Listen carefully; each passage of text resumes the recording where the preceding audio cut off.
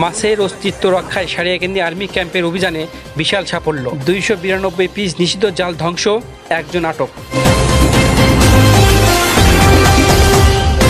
বগুড়ার সারিয়াকান্দিতে যৌথ বাহিনীর অভিযানে নিষিদ্ধ জাল সহ একজন জাল ব্যবসায়ীকে গ্রেপ্তার করা হয়েছে।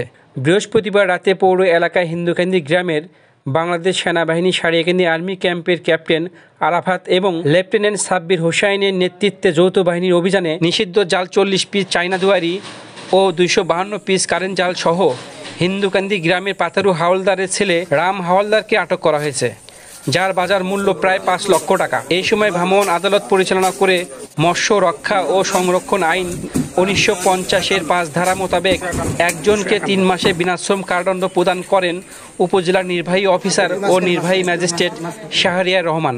সেই সময় উপস্থিত ছিলেন উপজেলা মৎস্য অফিসার মুর্শিদা খাতুন। পরে বাংলাদেশ সেনাবাহিনী সারিয়াকান্দি আর্মি ক্যাম্প কর্তৃক জব্দকৃত নিষিদ্ধ জাল কালীতলা ঘাটে আগুনে পুড়িয়ে ধ্বংস করা হয়।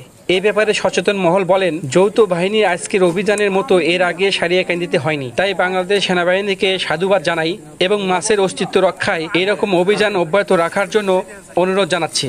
এ বিষয়ে উপজেলা নির্বাহী অফিসার ও নির্বাহী ম্যাজিস্ট্রেট শাহরিয়ার রহমান বলেন, আমাদের সারিয়াকান্দি সেনা ক্যাম্পের সহযোগিতায় আজকে আমাদের সারিয়াকান্দি বাজারে একজন কারেন্ট জাল ব্যবসায়ী দোকানে আমরা সার্চ করে এবং বেশ কিছু জাল জব্দ করা হয়েছে। প্রায় 250 পিসের উপরে কারেন্ট জাল জব্দ করা হয়েছে।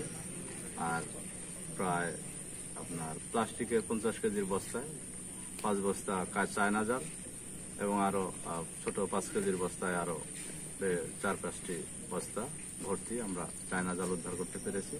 কিছু জাল তার অভিযুক্তের বাসা থেকে উদ্ধার করা হয়েছে। সে দোষ স্বীকার করেছে। এই প্রেক্ষিতে আমরা তাকে 3 মাসের বিনাশ্রম কারাদণ্ড প্রদান করেছি। সুমন সাহা, সারিয়াকান্দি, বগুড়া।